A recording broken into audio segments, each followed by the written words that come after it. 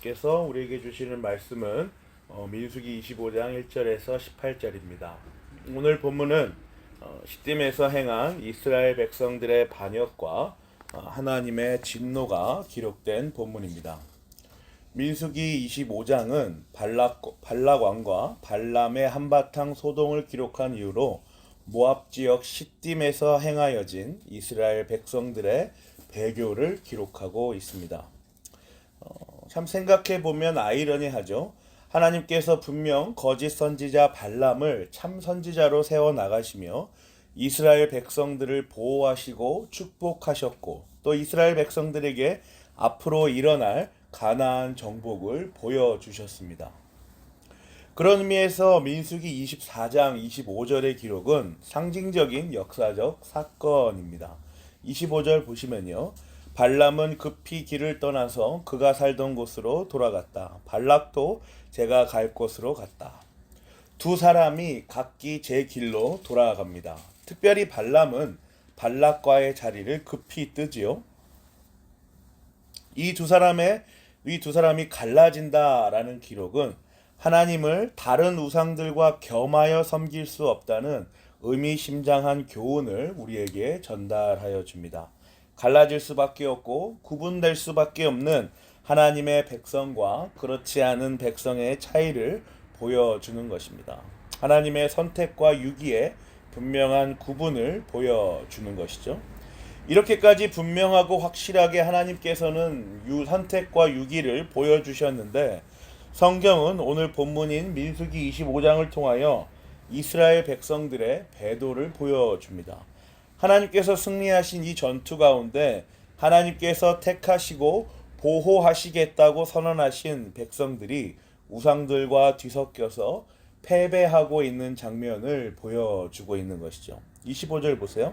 모압 사람의 딸들이 자기 신들에게 바치는 제사에 이스라엘 백성을 초대하였고 이스라엘 백성은 거기에 가서 먹고 그 신들에게 머리를 숙였다.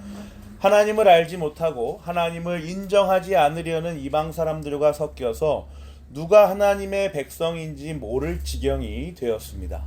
또한 이미 승리한 하나님의 백성들이 하나님이 아닌 다른 우상들에게 머리를 조아리며 자신들의 신앙을 표현하고 있는 것이죠.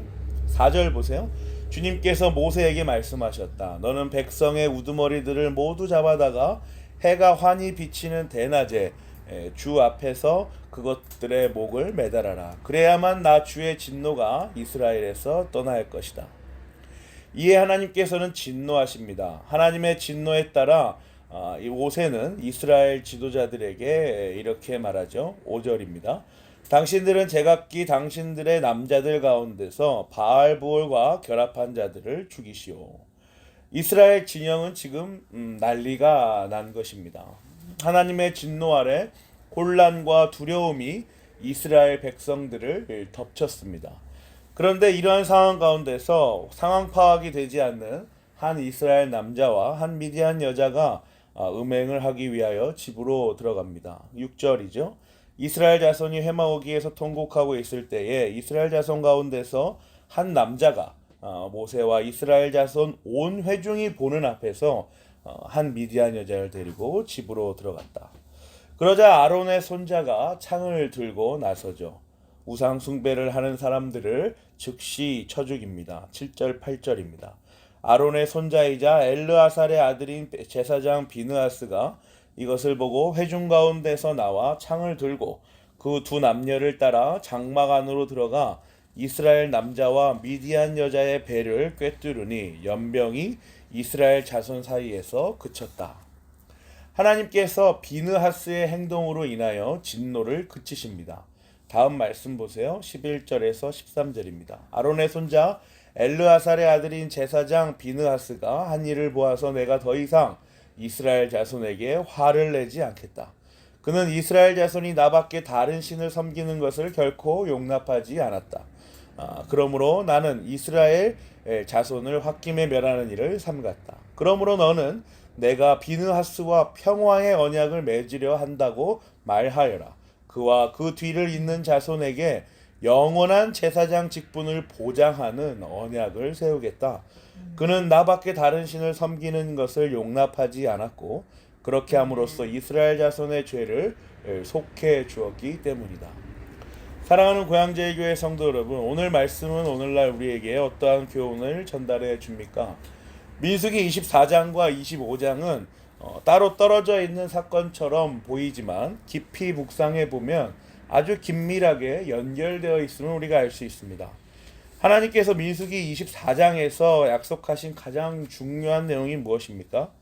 바로 야곱의 후손이 고대 근동 지역을 호령할 것이라 라는 언약 아니었습니까? 24장 17절 한번 보세요. 나는 한 모습을 본다. 그러나 당장 나타날 모습은 아니다.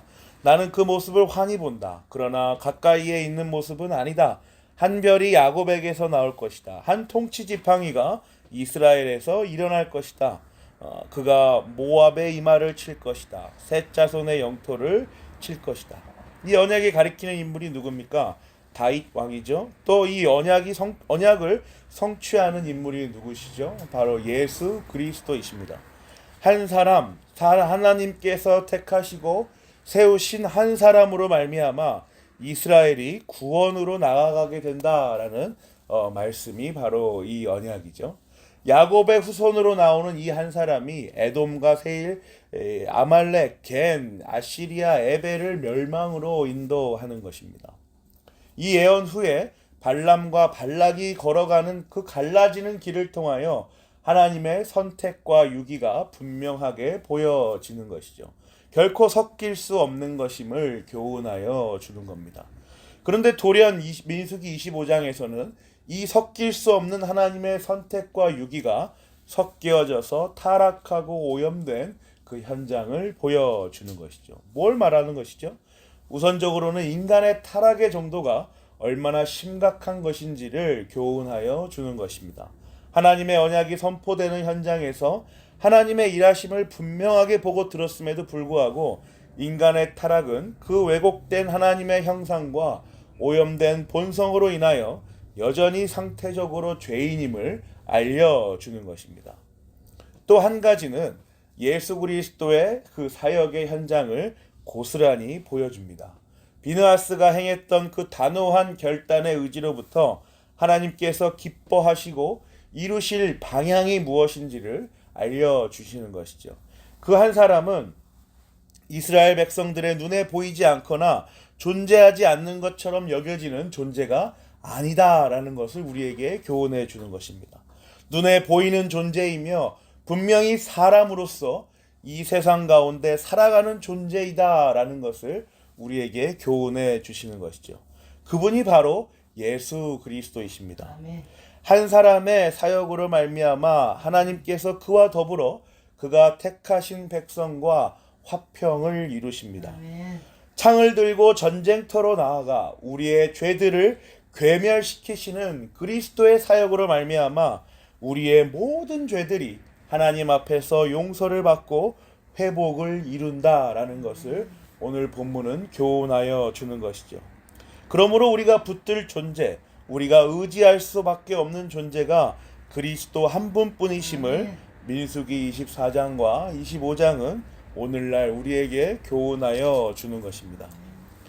민수기 25장은 여기서 좀 더 나아가 우리의 현장을 더 밝히 보여줍니다.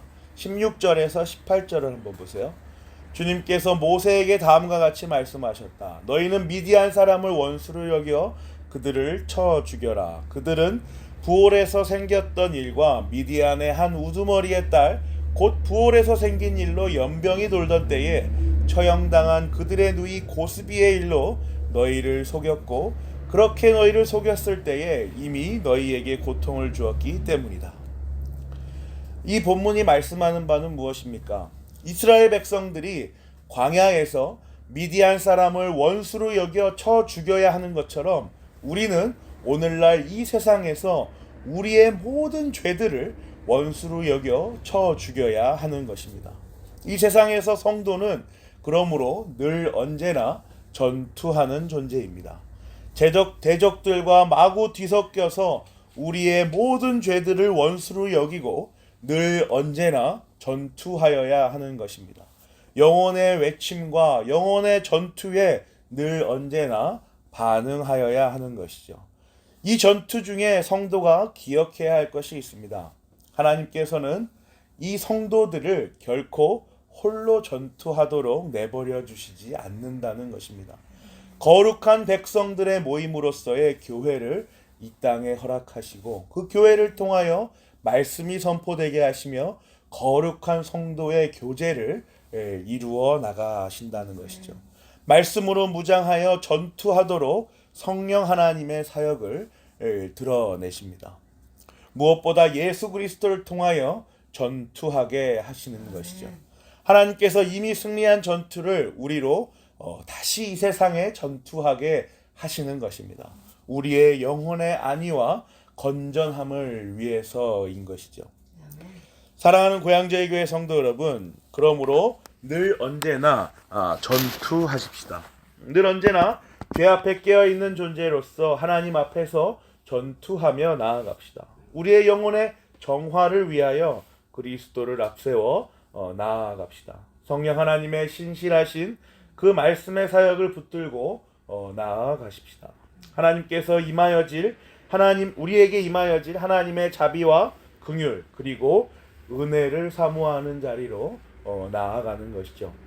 하나님께서 우리의 삶 가운데 분명하게 그 방향을 보여주실 것입니다. 하나하나 전투하는 방법들을 말씀을 통하여 우리에게 교훈하여 주실 것입니다.